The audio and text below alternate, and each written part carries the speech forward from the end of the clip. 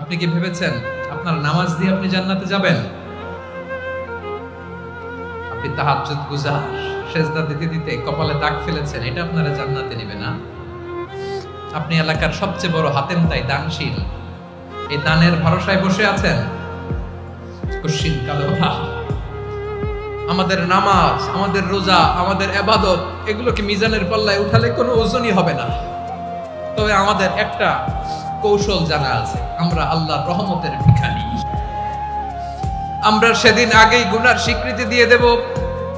আমরা বলবো, আল্লাহ তুমি প্রশ্ন করার আগে তোমার একটা কথা বলি, আমারে কিছু জিজ্ঞেস করো না, আমি সব করেছি।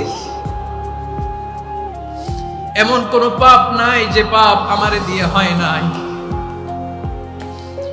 তোমার রহমত দিয়ে তুমি জান্নাতে পাঠাবা, তোমার দয়ায় জান্নাতে যেতে চাই, আমল দিয়ে না। পারবেন বলতে?